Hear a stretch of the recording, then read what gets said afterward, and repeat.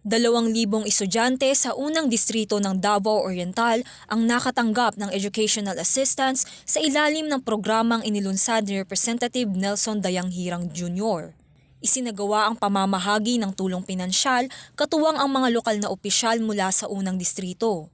Layunin ng programa na matulungan ang mga mag-aaral sa kanilang gastusin sa pag-aaral.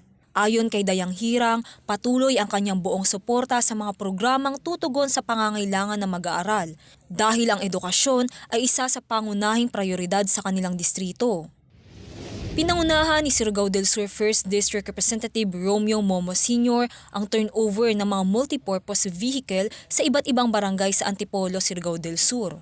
Bilang bahagi ng pagpapalakas ng serbisyong pampubliko sa mga komunidad, kabilang sa mga barangay na nabigyan ng benepisyo ay ang Tawagan, Caguait, Barangay Antipolo, Marihatag at Barangay Magsaysay, Madrid. Ang mga sasakyan na inaasahang gagamitin sa emergency response, delivery ng basic services at sa pang-araw-araw na operasyon ng barangay. Formal namang pinasinayaan ng Bacoor Heroes Tower, isang makasaysayang bantayog na iniaalay sa mga bayani ng Bacoor. Pinangunahan ni Cavite's 2nd District Representative Lani Mercado Revilla ang seremonya kasama ang mga kaanak ng mga bayani. Ang Bacoor Heroes Tower ay nagsisilbing paalala ng tapang, sakripisyo at diwa ng kabayanihan na patuloy na nagbibigay ng inspirasyon sa kasalukuyang henerasyon.